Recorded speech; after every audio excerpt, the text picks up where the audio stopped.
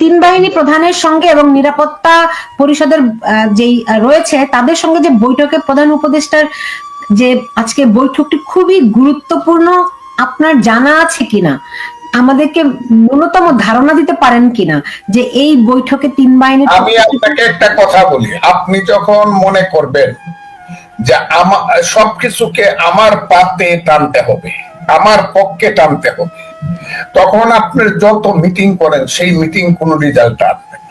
তবে নিশ্চিতভাবে প্রধান সেনাপতি, নৌবাহিনী প্রধান এবং সেনাবাহিনী প্রধান তাদের সঙ্গে জনাব ইউনূস সাহেবের মিটিং তো অবশ্যই জাতীয়ভাবে গুরুত্বপূর্ণ, কিন্তু ইউনূস সাহেব যদি মনে মনে চিন্তা করে রাখেন অন্যরা যে যত কথাই বলুক, আমি আমার ক্ষমতার যে ময়ূর সিংহাসন, যে ক্ষমতার ময়ূর সিংহাসনে আমি বসেছি, এবং যেহেতু আমি কিছু লোকজনকে দ্বারা এই দেশের একটা শক্তির মাধ্যমে আমি বলাচ্ছি যে যতদিন আমি জীবিত থাকবো ততদিন ক্ষমতায় থাকবো, এবং উনি যেহেতু আন্তর্জাতিক একটা খেলার মধ্যে ঢুকে গেছেন, যে খেলার অংশ হিসাবে আমার দেশ আজকে অস্থিরতায় ভুগছে, আমার দেশে আজকে নিশ্চিতভাবে প্রশ্ন আসছে যে আমার দেশের মূল অংশ সেন্ট মার্টিন দ্বীপ আমার থাকবে কিনা, আমার দেশে করিডোর দিয়ে এইখানে নতুন করে একটা নতুন রাষ্ট্র তৈরি করে চিরদিনের জন্য একটা যুদ্ধক্ষেত্র চট্টগ্রাম অঞ্চলকে বানানো হবে কিনা।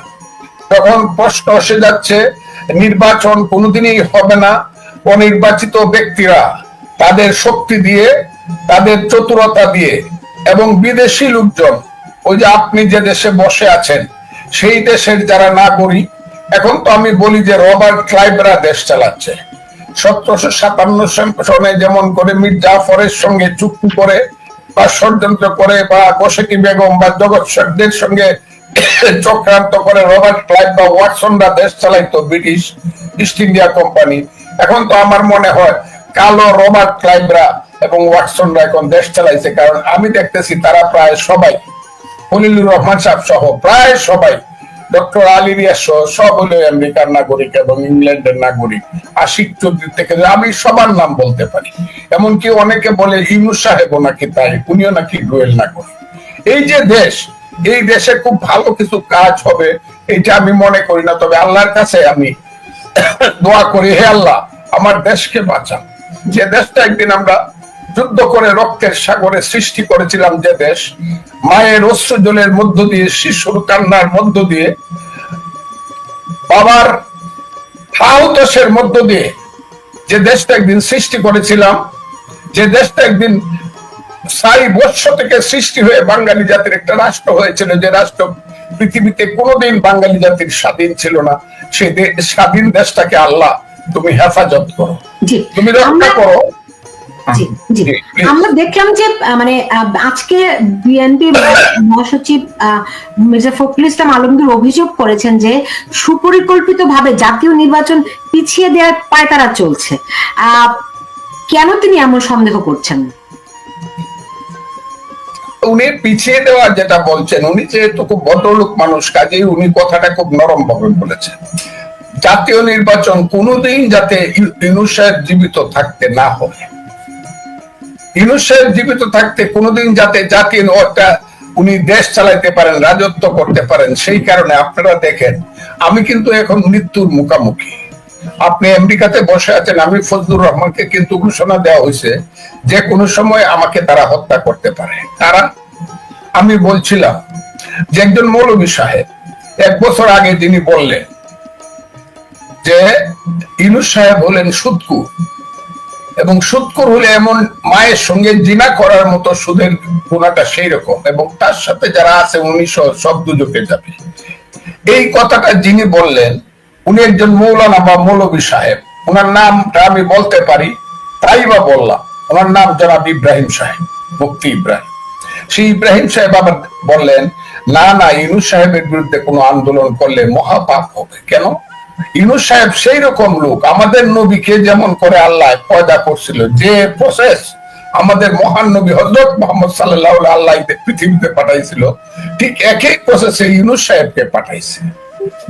এখন যে লোকটা আগে বলছে ইউনূস সাহেব সুদখোর এবং দুজকে যাবে, এই লোকটা আজকে বলতেছে ইউনূস সাহেব নবীর সমান সমান, হযরত মুহাম্মদ সাল্লাল্লাহু আলাইহি ওয়াসাল্লাম সমান সমান।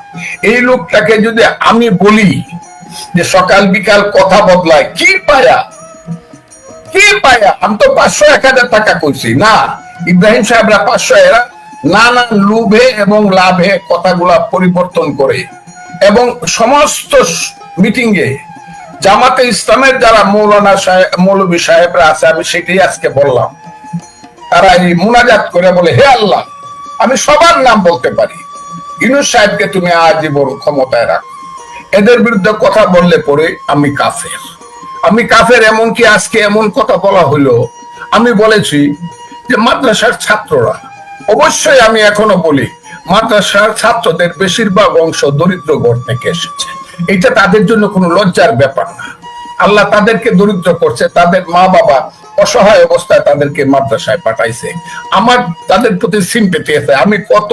আমাকে যে বকাবকি করে, আমি কত মাদ্রাসার ছাত্রকে প্রতিদিন খাওয়াই, এই মৌলভী সাহেবরা কিন্তু খোঁজ রাখেন।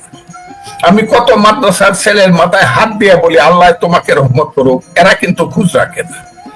এদের যখন মুক্তিযুদ্ধের পরে সব পালায়ে গেছিল, কিশোরগঞ্জ থেকে সব মাদ্রাসার ছেলেরা পালিয়ে গেছিল। কিশোরগঞ্জে খুব একটা বড় মাদ্রাসা ছিল মৌলানা আতাউর আলী সাহেবের, সেই মাদ্রাসার নাম হইল জামিয়া ইমদাদিয়া। আমি মুক্তিযোদ্ধা কমান্ডার হিসাবে সমস্ত রুম গুলা রক্ষা করেছি এবং মাদ্রাসার ছাত্রদেরকে এখানে বসিয়েছি।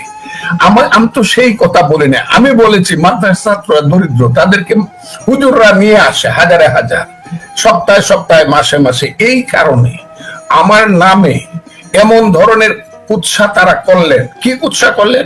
ফজলুর রহমান নিহত হবে, তাকে হত্যা করা হবে।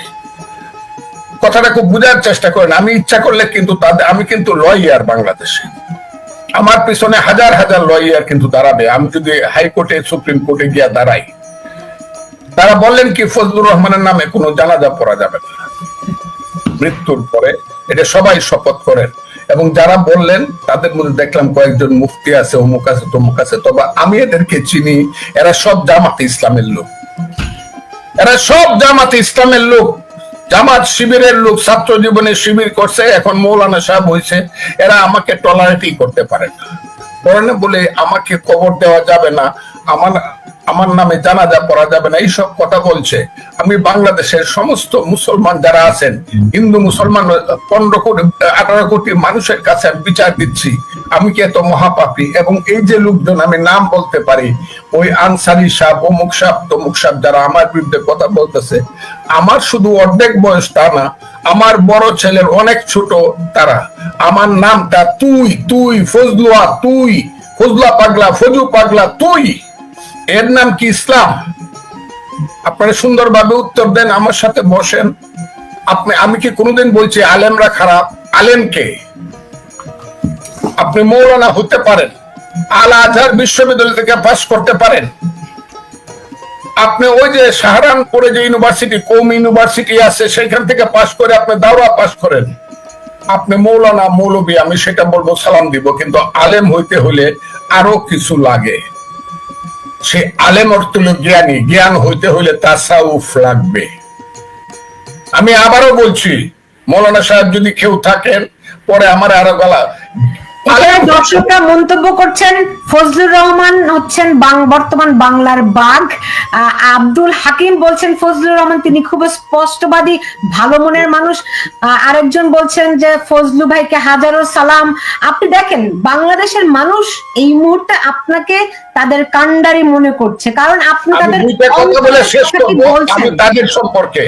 আলেম যদি কেউ নিজেকে দাবি করে, উনি এলমে তাসাউফ লাগবে, এলমে লুদুনি কি উনাকে জানতে হবে, উনাকে কলব জারি হতে হবে। আমি আবারও বলছি কথাটা। আর শুধু শরীয়ত না, শরীয়ত, তরিকত, হাকিকত, মারেফত, সমস্ত ব্যাপারে ওনাকে জ্ঞান অর্জন করতে হবে এবং জ্ঞানী হতে হবে। যারা মারেফতকে বিশ্বাস করে না, যারা মাজার পুড়ে দেয়, যারা আব্দুল কাদের জিলানী রহমতুল্লাহ আলাইহি, যারা হযরত খাজা বাবা মঈনুদ্দিন চিশতি, হযরত শাহজালাল শাহ পরান, বাইজিদ বুস্তামি সহ যারা ওলিয়া উলিয়া, গাউস কুতুব, দরবেশের মাজার পুড়িয়ে দেওয়ার জন্য চ্যালেঞ্জ করে, আমি তাদের পক্ষে কথা বললেই তারা বলে তো ফজলুর রহমান হলো কাফের। আমি একটা কথা বলি, কিন্তু আমি ফজলু ভাই, আপনি দেখেন এখানে তো মন্তব্য করছে মানুষ যে 500 টাকা দিলে হুজুরদের কথা বদলায়, এটাই সত্য, তাই না? আপনি সাহসী বীর মুক্তিযোদ্ধা, সবাই জানে আপনি কাপুরুষ নন, আপনি বীর। No, না, আমি কথাটা 500 টাকা তো দূরের কথা, যে লোকটা 1 বছর আগে কইছে ইউনূস হইলে দুজকে যাবে, সে হইলো সৎকর, সেই লোকটা বলতেছে ইউনূস হইলে আমার নবীর মতো জন্মগ্রহণ করছে, তাকে আমি কি বলবো? রাইট। কি বলা উচিত? দেখেন আনিসুজ্জামান রাজা তিনি ওই বলেছেন, ইব্রাহিম, ওই ইব্রাহিম সাহেব কি বলছে, কাজী ইব্রাহিম সাহেব, মৌলানা ইব্রাহিম সাহেব রে তাহেরি সাহেব বলছে ও কাফের। ওই যে আমাদের ডক্টর এনায়েতুল্লাহ সাহেব, উনি বলছে ও কাফের। এমনকি এনায়েতুল্লাহ সাহেব ওই যে আজহারি হুজুর, তাকেও বলছে কাফের। এখানে তাদের নিজেদের মধ্যে কেউ একজন আরেকজনকে কাফের বলতেছে, একজন আরেকজনকে ও মুসলিম বলতেছে, একজন আরেকজনকে বলতে ও জীবনে কোনোদিন বেহেশতে যাব না, ও দায়ুস। এখন আমাদের মতো উম্মি লোকজনকে নিয়ে তারা পড়লো কেন? আমরা যখন দেখি আপনারা রকম চেঞ্জ করেন, বিভিন্ন রকম কথা বলেন, আমরা মাঝে মধ্যে বলি যে আপনাদের কাছ থেকে তো আমরা আরো বেশি সত্য এবং সুন্দর কথা শুনতে চাই। সেই কথাগুলো বললে তো আমরা আপনাদেরকে সালাম জানাই। সেই কথাগুলো না বলে আমি কথাটা শেষ করে লাই। আমি কইছি যে ওই যে 7 জন ভদ্র মহিলা যারা নারী নীতিটা লেখছে, তাদের ভুল হইতে পারে, কিন্তু তারা তো এই দেশের সম্মানিত মহিলা, কেউ ডক্টরেট, কেউ প্রফেসর, কেউ এই সরকারের মন্ত্রী, আগের সরকারের মন্ত্রী, কত জ্ঞানী গুণী মহিলা তারা। এখন বড় একজন মৌলানা এই রেসকোর্সে দাঁড়াইয়া বলে দিলেন যারা এই নারী নীতি যারা আমাদের সামনে, দেশের সামনে উপস্থাপন করছে, এরা হইল বেশ্যা। এখন এই কথাটা সমর্থন করলে তো আমি বেহেশতে যাবো তাদের কথা অনুযায়ী। আর আমি যদি বলি মা বোনকে যারা বেশ্যা বলে, তারা যারা বেশ্যা বলে তাদেরকে পেটে ধরেন না মায়েরা বোনেরা, এই কারণে আমি পাপি। আজকে তো আমি দেখি সুফিয়া কামাল থাকলেও, বেগম সুফিয়া কামাল থাকলেও এরা একই বকা দিত। ও না, আপনি তো জানেন বেগম রোকেয়াকে পর্যন্ত এই সমস্ত উপাধি দেওয়া হয়েছিল এই 100 বছর আগে। আমি জানি তো এই কথাটা, আমি কথাটা বলছি বলে জানি 1936 সনে যে রুকে আরে কত বকাবকি করছে, এখন তাকে তারা ঘোষণা করা হয়েছিল, তারে হত্যা করার। আমি আচ্ছা, এখন তারা বলতেছে সব কোরআনের বিরুদ্ধে আইন হইতেছে। মুক্তিযুদ্ধের পরে যে 72-এর সংবিধান, এটা কি টোটালটা কোরআনের উপরে নির্ভর করে হয়েছে কিনা? তারা যদি তাদের কোরআনী আইন করতে চায়, শরীয়তি আইন করতে চায়, ইলেকশন করে মানুষের সমর্থন নিয়ে আসুক। তা না হলে তো বাংলাদেশ, আমার কথাটা শুনে এরা ভুল বুঝবে, আমাকে বদয়া করবে এবং আমাকে মাইরা বলবো যে ফজলুর রহমানের মাইরা। বাংলাদেশ তো চলবে বাংলাদেশের সংবিধান অনুযায়ী। কোরআন তো বাংলাদেশের এখন সংবিধান না, তারা যদি পারে কোরআনকে সংবিধান করে নিক, বাংলাদেশ তো চলবে বাংলাদেশের সংবিধান অনুযায়ী। সেখানে তো পরিষ্কার লেখা আছে এখানে নারী পুরুষে কোনো ভেদাভেদ থাকবে না, পরিষ্কার লেখা আছে এখানে। এখন একজন যদি বলে নারী পুরুষ সমান, আর আপনারা যদি এই কথা কইলে পড়েই রেসকোর্স ময়দানে একটা নারীর প্রতিকৃতিকে টাঙ্গাইয়া পাও থেকে মাথা পর্যন্ত আপনারা দূরা দিয়ে পিটান, যেটা সারা পৃথিবী দেখে মনে করে আমরা হইলাম অসভ্য, এই কথা বললে আপনারা আমাকে বলবেন? কথাটা খুব ক্লিয়ার। কালকে একজন মৌলানা আমার সাথে তর্ক করছে, তুই তুই কই আমারে কইছে ফোনে, এই তুই কে রে, তুই বুঝস? আমি কি বুঝতাম হুজুর, কোন তো দেখি, তুই কি বুঝস ক্লাস 5 এর পড়লে পরে মেয়ের বয়স 11 বছর হয়? আমি কই বুঝি। 11 বছর পরে 12 বছর হলে যুবতী হয়, যুবতী কোনোদিন ঘর থেকে বের হতে পারবে না। কথাটা খুব বুঝার চেষ্টা করে আমারে তুই করে কইতেছে আমি তার বাপের চেয়েও বড়। আমি বলছি না, এটা ঠিক না, এটা ঠিক না। এই পৃথিবীতে সুলতানা রাজিয়া থেকে ধরিয়া এখন থেকে 1000 বছর পূর্ব থেকে ধরিয়া আমাদের মেয়েরা যুদ্ধের ফিল্ডে গেছে। আমাদের মেয়েরা এই দেশে লেখাপড়া, এই দেশের সমস্ত মেয়েরা জ্ঞানে গুণে শিক্ষায় দীক্ষায় ত্যাগে তিতিক্ষায় ভাইদের পাশে দাঁড়াইছে, মুক্তিযুদ্ধে দাঁড়াইছে, 52 সনে দাঁড়াইছে, পাকিস্তান আন্দোলনে দাঁড়াইছে, 1905 সনের আন্দোলনে, বঙ্গভঙ্গ আন্দোলনে দাঁড়াইছে আমাদের মায়েরা বোনেরা। এখন তাদেরকে বলতে হবে ক্লাস 5 এর পরে আর যদি ঘর থেকে বাইরে হও তাইলে তুমি বেশ্যা। আমার কথাগুলো খুব এরা কি করতে চায় না, আমার মেয়ে বের হবে, আমার মেয়ে এখন আমেরিকায় থাকে, আমার মেয়ে দুজকে যা সেটা আল্লাহর কাছে জবাব দিবে আমার মেয়ে, বা আমি যদি আমার মেয়েকে এলাও করে আমার যদি মহাপাপ হয় আমি আল্লাহর কাছে জবাব দিব। এটা তো মৌলানা সাহেব জবাব দিবে না। মৌলানা সাহেবরা আমাদেরকে করে মাইরে ফেলতে চান কাফের বইলা, এবং জানাজা পড়তে চান না। শুধু একটা কথা আমি আপনাকে বলে দিই, প্লিজ দয়া করে শুনেন, একটা কথা বলে দিই। তারা যখন বলছে ফজলুর রহমানের জানাজা কেউ পড়বো না, অন্তত 50 জন আহলে সুন্নাতুল জামাতের পীর মাশায়েখ আমাকে ফোন করে বলছে এরা যা বলছে সব মিথ্যা কথা। আমরা গিয়ে দাঁড়াবো, আপনার শুধু জানাজা আমরা পড়বো না, আমরা আহলে সুন্নাতুল জামাতের হাজার হাজার আমরা মুসলিম আপনার জানাজায় থাকবো। কাজে আমি আহলে সুন্নাতুল জামাত করি বইলা, আমার দাদা ফুরফুরা শরীফের মুরিদা ছিল বইলা, আমার বাবা সোনা খান্ডার মুরিদা ছিল বইলা, আমি এটা বিশ্বাস করি বইলা আপনারা সবাই মিললে যারা ওহাবিজম করেন, জামাত ইসলাম ওহাবিজম যারা করেন, তারা আমাকে কাফের বলে ফতোয়া দিবেন, আর এটা আমাকে মাইনে ঘরে বসে থাকতে হবে। সবাই খালি আমাকে বলে ফজলুর রহমান 10 জন সিকিউরিটি রাখেন, আর আমি বলে আমার সিকিউরিটি হইল আমার আল্লাহ, আমি বলে আমার সিকিউরিটি হইল আমার আল্লাহ। আমি আজকে এই কথাটা এখানেই শেষ করতে চাই যে যারা নিজেরা পরস্পরকে কাফের বলে, আমি দেখা আজকে সারা দিন আপনাকে দেখাইতে পারবো পরস্পরকে মৌলানা সাহেব নিজেদেরকে কাফের বলে একজন আরেকজনকে। এবং সেই মৌলানা সাহেব কারা? যারা লাখ লাখ মানুষের ওয়াজ করে, ডক্টর এনায়েতুল্লাহ সাহেব, তাহেরি সাহেব, আজহারি সাহেব, যত ওই যে আমির হামজা সাহেব, এরা সবাই, এমনকি চরমুনের পিসাবরে বলছে ও হইল আদিমুখ জগতের ইয়াজিদ। এখন আপনারা নিজের আগে ফয়সালা করেন, পরে আমাদেরকে খুন করেন বা আমাদেরকে আপনারা দুজকে পাঠাইয়া দেন, আগে আপনারা নিজেরা ফয়সালা করেন। এখন আমি বাংলাদেশের ফির দুনিয়া বলি, ফির দুনিয়া। বাংলাদেশ সৃষ্টি হয়েছে এই দেশের মানুষের গণতন্ত্রের জন্য, পেটের ভাত পরনের কাপড়ের জন্য, শিক্ষা দীক্ষার জন্য, সুন্দরভাবে শান্তিপূর্ণভাবে বসবাস করার জন্য, মানবতার জন্য, ধর্মনিরপেক্ষতার জন্য। কিন্তু ইউনূস সাহেব সবটা শেষ করে দিচ্ছে। প্রতিদিন কি আমার রাত্রে ঘুমাইতে হবে? রাত্রে হয়তোবা মার্শাল হইতে পারে, রাত্রে হয়তোবা জরুরি অবস্থা জারি হইতে পারে, রাস্তাটা হাইতে গেলে মিলিটারি আমাকে ফিরাইলো, পুলিশ আমাকে গুলি করতে পারে, পুলিশ মিলিটারি আমাকে শেল্টার দিল, মব যারা করে তারা আমাকে পিটায় মেরে ফেলতে পারে। এই যে একটা দেশ ইউনূস সাহেব সৃষ্টি করছে, এই দেশটা সৃষ্টি করার জন্যই কি আমরা 5ই আগস্ট ঘটাইছিলাম? আমরা কি 5ই আগস্ট এই কারণে ঘটাইছিলাম?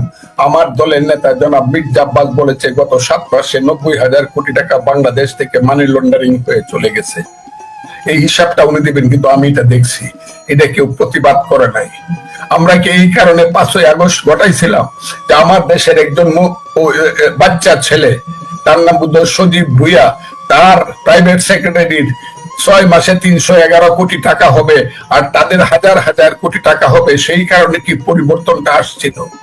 সেই কারণে কি পরিবর্তনটা আসছিল যে তারা প্রতিদিন আওয়ামী লীগকে তারাইছি, বিএনপি কে তারামু, বিএনপি আওয়ামী লীগের টাকা কায়া রাজনীতি করে, ইন্ডিয়ার দালাল। তারা তো আপনাকেও ইন্ডিয়ার দালাল বলে, আওয়ামী লীগের দালাল বলে। দালাল আমি দেখেন, আমি বলছি 10,000 বছর যাবত আমরা ভারতীয় ছিলাম। ওরা করছে কি, এই যে আমি মোল্লা কেন ডাকি, এরা এত মিথ্যাবাদী অনেকেই, সব না, এরা 10,000 বছর যাবত কথাটাকে আগে অমিট করছে, করে লেখছে আমরা ভারতীয়, আবার ছিলাম কথাটা পিছন থেকে কাটিয়ে দিছে, বলতেছে ফজলুর রহমান বলছে আমরা ভারতীয়। এরা এত মিথ্যাবাদী। এবং আমাদের যে বলতেছে আমি ইসলামের বিরুদ্ধে বলি, আমার সমস্ত বক্তৃতাটা আমি চ্যালেঞ্জ করছি, আল্লাহ যদি থাকে আল্লাহর দোহাই লাগে, তা না হলে আপনারা দুজকে যাবেন, আমার সমস্ত বক্তৃতাটা মানুষকে শোনায়া কোনটা আমার ভুল হয়েছে আমাকে বলেন। আমি যদি ইসলামের বিরুদ্ধে কোন কথা বলে থাকি, আমি হাত জোর করে মানুষের কাছে মাপ তো চাবই, আল্লাহর কাছে আমি ফানা চাবো। কিন্তু আপনারা তো একটা কথা শোনাই বলেন, তো ফজলুর রহমান বলছে 500 টাকা 1,000 টাকা হইলে মৌলানা সাহেব দেন। কি ওয়াজের কথা বদলে দেয়, কথা বদলে দেয়। হাতে 1 বছর আগে কইছি ইউনুস সুৎকুর, ইউনুস দুজকে যাইব, আর এখন বলেন ইউনুস হলো আল্লাহ নবীর সমান সমান। আমি যদি ওরে অমানুষ বলি সেই কারণে আপনি আমাকে বকবেন? আমি যদি বলি নারীকে যারা বেশ্যা বলে, নারীরা তাদেরকে পেটে ধরা উচিত না, এই কারণে আমাকে বকবেন? কেন বেশ্যা বলেন? আপনাদের অন্য কোনো ভাষা নাই? আপনাদের মা বোন আছে না? আমি কইটা। আর নারী কি করবে তো নারী জানে। নারী তো 50% সারা পৃথিবীতে, বাংলাদেশও 50%, 9 কোটি। আমি বলছি হ্যাঁ একদিন বাড়িয়ে বলে 9 কোটি, তখন দেখা যায় বলে। এমনকি মৌলানা মৌলভী সাহেব দ্বারা সালাম দিয়ে বলি, আলেম সাহেব আপনার ঘরের মেয়েও কিন্তু একদিন বাড়িব, যে না আমি আমার অধিকার চাই। আপনি এখন বুঝতে, আপনি বলবেন কোরআন কিতাবের কথা, আপনি বলবেন আমি আপনার কোরআন কিতাব মাইনে আপনাকে বলবো।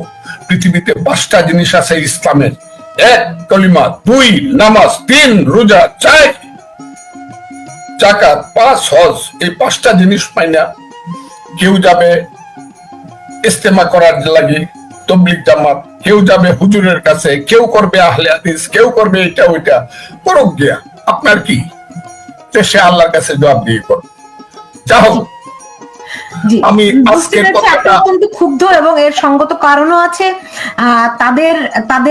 তাদের উগ্রতা তো আমরা জানি, এবং এই উগ্ররা দেশটাকে একদম আষ্টে পিষ্টে বেঁধে ধরছে। সেখানে আপনারা কি ভূমিকা রাখবেন কিনা? আমি আপা সুলতান আপা, এটা কিন্তু উগ্রতা না। আমাকে তারা যা বলতেছে এটা আমাকে তারা আমি তাদেরকে বলে দিতে চাই, জামাতের এবং শিবিরের যেসব মৌলানা মৌলবীরা আমাকে কথা বলতেছেন, আমি কিন্তু আপনাদের সবার চেয়ে বয়সে বড়। আমার বয়স কিন্তু 78 বছর। আমি কিন্তু বাংলাদেশের একজন মুক্তিযোদ্ধা। আমি কিন্তু বাংলাদেশে 1 লক্ষের উপরে লয়ার আছে। আমি কিন্তু 100 সিনিয়র লয়ারের একজন, সিনিয়র অ্যাডভোকেটের। আমি কিন্তু আপনাকে বলি, আমি কিন্তু মেম্বার অফ পার্লামেন্ট ছিলাম। আমি কিন্তু এই জন্মে যত আন্দোলন সংগ্রাম হয়েছে গত 61 বছর, সুদিনে দুর্দিনে, দিনে রাতে, সামরিক বেসামরিক শাসনের বিরুদ্ধে, গণতন্ত্রের কই গেলেন, বাংলাদেশে কেউ এটা সংগ্রাম করে না। আমাকে যারা নামটা বিকৃত করে ডাকে তাদের মনে রাখা উচিত। আমি তাদেরকে চ্যালেঞ্জ করছি।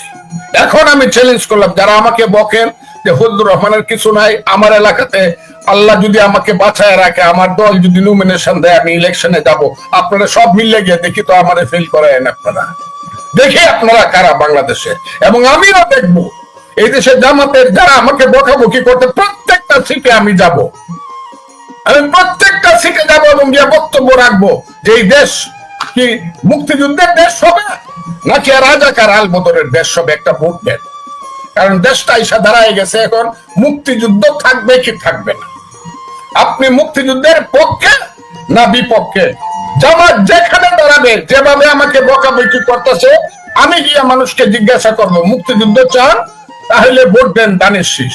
মুক্তিযুদ্ধ চান না, অন্য যেখানে ইচ্ছা ভোট দেন। এই জায়গাতে যাবে দেশ।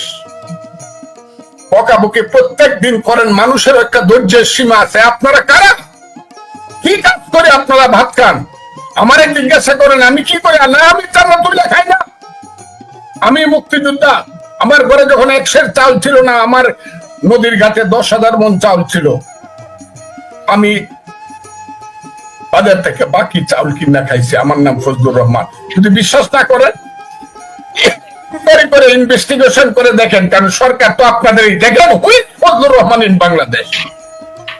ও আমি কোন দলের সভাপতি না, সেক্রেটারি না, এই কারণে মনে করেন ফজলুর রহমান কেউ না। না, ফজলুর রহমান বাংলাদেশের কেউ।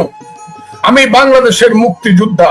যারা জীবিত আছে, মুক্তিযুদ্ধের টোটাল কণ্ঠটা, মুক্তিযুদ্ধের টোটাল কণ্ঠটা আমার মুখ দিয়ে বেরোচ্ছে বাংলাদেশে। আমি মুক্তিযুদ্ধের বাংলাদেশে বর্তমান প্রতীক। মেরে ফেলেন আমাকে, আমাকে মারলে মুক্তিযুদ্ধকে হত্যা করতে হবে। আমি মুক্তিযুদ্ধ ছাড়বো না। কাজে যারা আমাকে বকাবকি করেন, হাত জোর করে বলি ওইসব জায়গায় যায়েন না। পারলে আমার সাথে এসে সুতর্ক করেন, যুক্তি দিয়ে তর্ক করেন আমার সঙ্গে। ওই 2-1 কথা বাদে আমাকে বকাবকি করেন না। ফজলুর রহমান বলতে আলেমরা টেহাকায় ওয়াজ করে। হ্যাঁ, আমি এটা বলি না, আমি বলছি মোল্লা মুন্সিরা। আলেম হইতে হবে।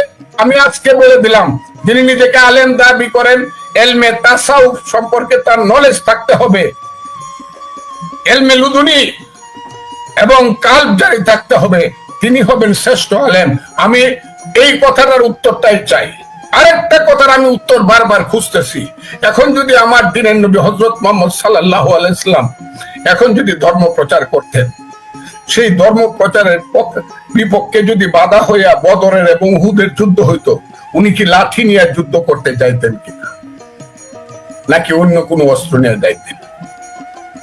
উনি কি লাঠি নিয়ে যাইতেন কিনা? যদি বাস্তবতা বলে যে না, আজকের যুদ্ধে উনি লাঠি নিয়ে যাইতেন না, তাইলে উনি আজকে থাকলেও আজকের বাস্তবতাকে এই পৃথিবীর সবার চেয়ে বেশি স্বীকার করতেন, কারণ উনি ছিলেন পৃথিবীর he is the great among the all greatest personality in the world।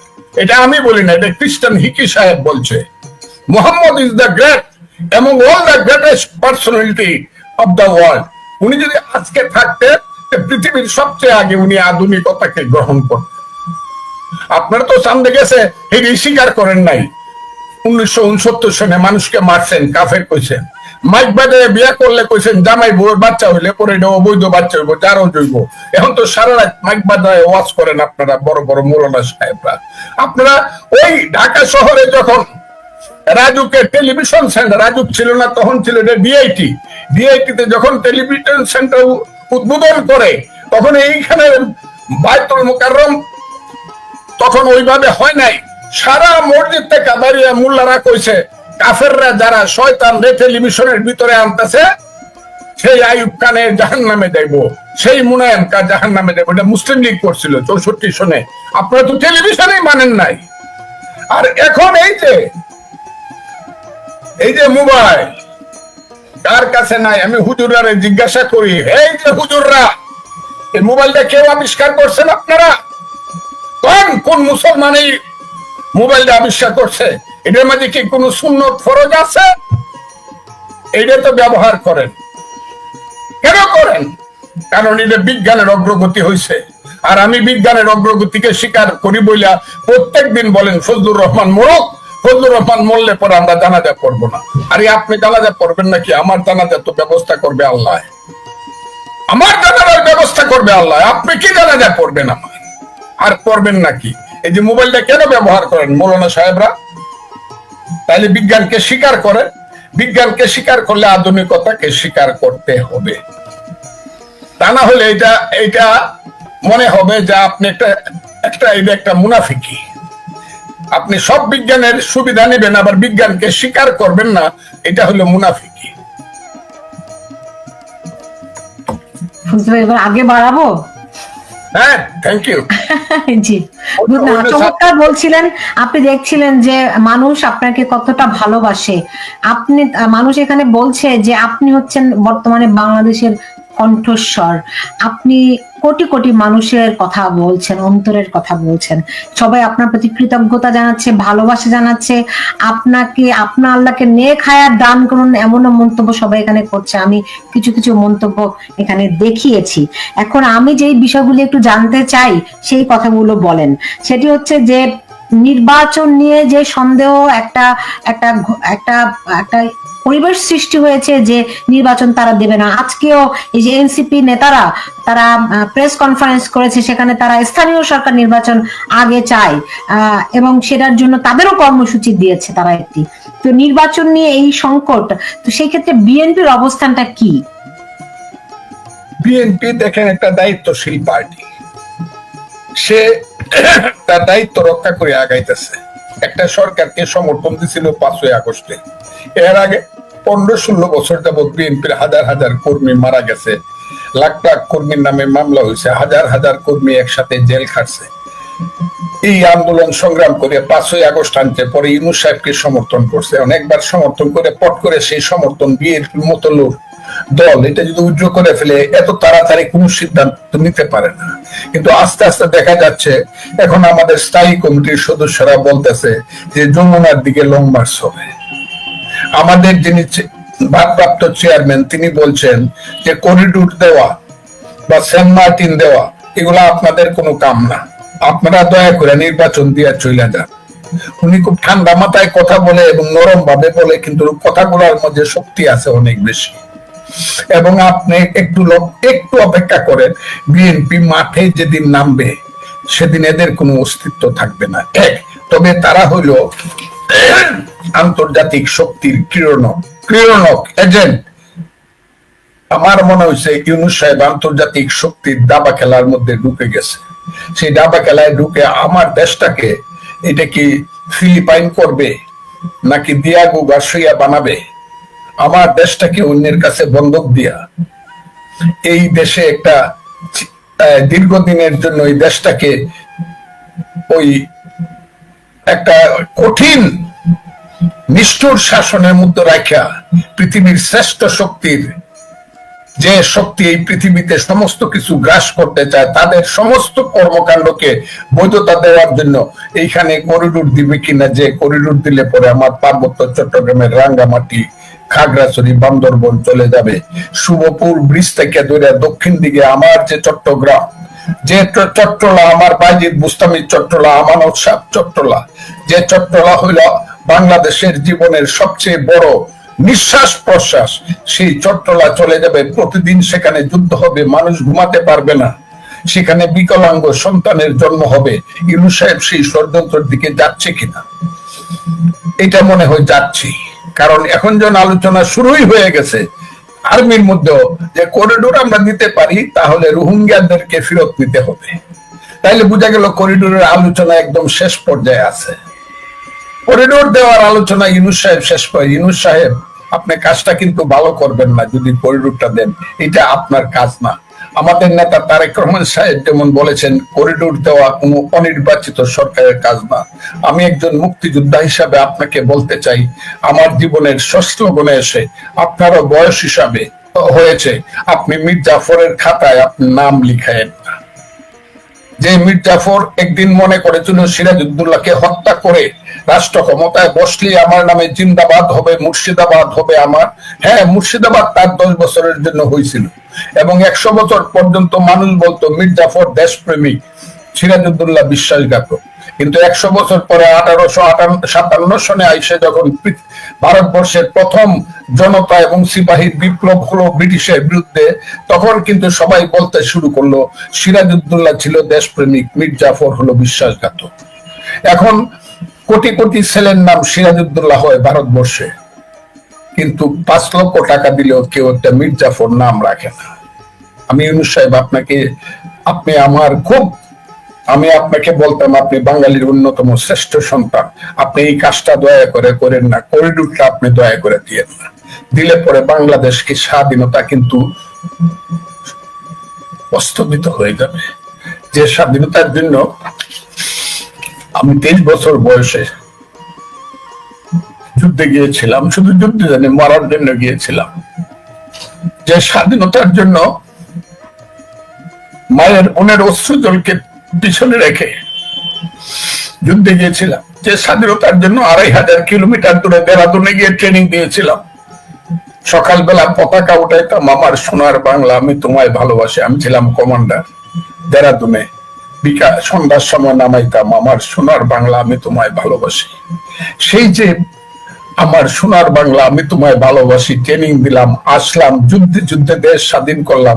পাশের ছেলেটি পড়ে গেল গুলি খেয়ে, বলে গেল মামা মাকে দেখো, সেই মা পাগল হয়ে মরল।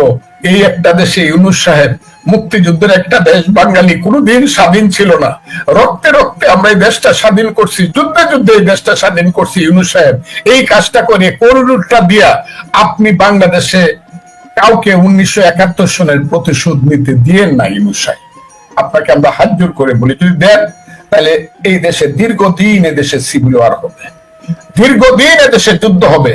ওই দিন দেখলাম একটা পত্রিকাতে, বিদেশি একটা পত্রিকাতে লেখছে যে বিদেশি সৈন্য যদি সেখানে দেয় তারা তো আর স্ত্রীকে সাথে করে নিয়ে যাবে না।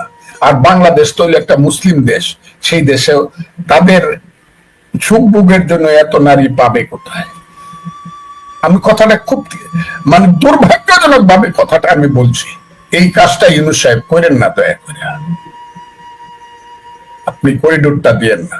আপনি সেন্ট মার্টিন দ্বীপটাতে কারো স্টিমার লাগাইতে দিয়েন না, যে এখানে তারা স্টিমার, আমার দরকার নাই। আপনি বলছেন চট্টগ্রাম বন্দর দিয়ে দিবেন, কেন? আপনার যুক্তি কি? কত সুন্দর যুক্তি আপনার। আপনি আবার হাসি দিয়া বলেন।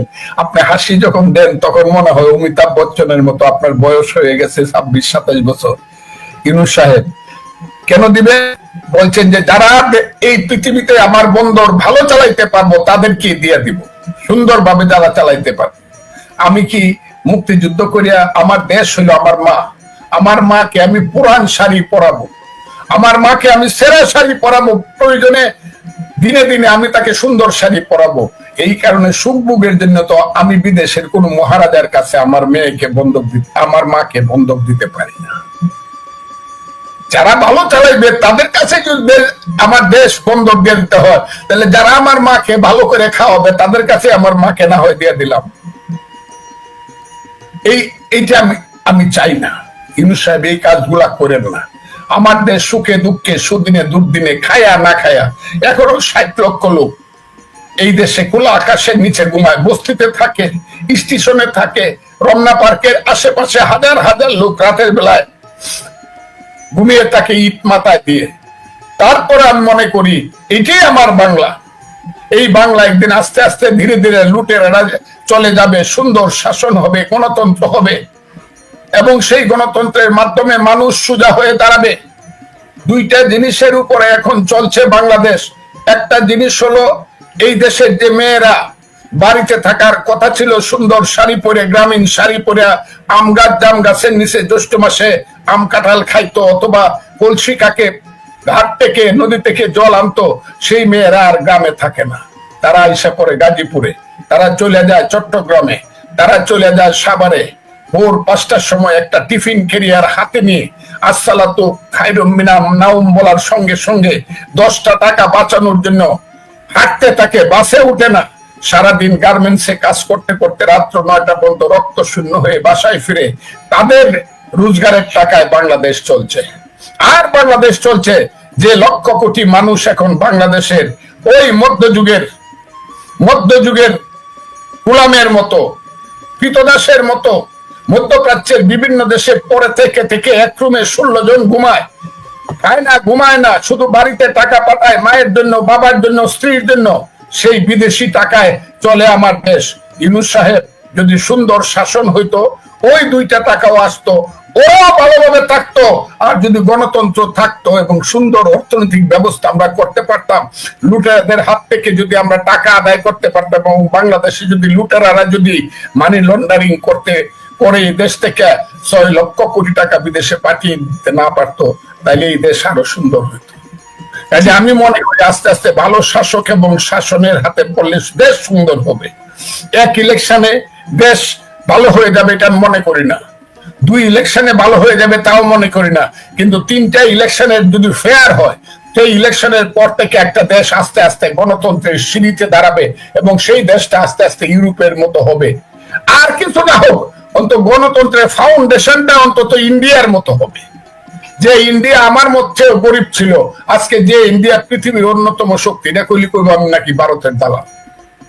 ইন্ডিয়া তো গণতন্ত্রের একটা ফাউন্ডেশনের, আমাদের একটা গণতন্ত্রের ফাউন্ডেশনের উপরে দাঁড়ানো দরকার। সেই গণতন্ত্রের ফাউন্ডেশনের উপরে দাঁড়ানোর জন্যই ইউনূস সাহেব আপনাকে বলি, আমার দেশটা দয়া করে বন্ধক দিয়ে না, আমার দেশটাকে বাংলাদেশের মানুষের জন্য রক্ষা করেন। জি, আপনি একজন বীর মুক্তিযোদ্ধা, সেই জন্য সবাই আপনাকে অনেক ভালোবাসে, এবং এই সময় আপনি যেভাবে করে রুখে দাঁড়িয়েছেন, কিন্তু বিএনপির তরফ থেকে আমরা সেরকম শক্ত কোনো অবস্থান এখনো দেখছি না। এই বিষয়ে আপনার মন্তব্য কি? বিএনপির অবস্থানটা কি? আমরা জানি বিএনপি মুক্তিযুদ্ধের দল, প্রেসিডেন্ট জিয়াউর রহমান, এবং বিএনপির রাজনীতিটা মুক্তিযুদ্ধের উপর ভিত্তি করে প্রতিষ্ঠিত।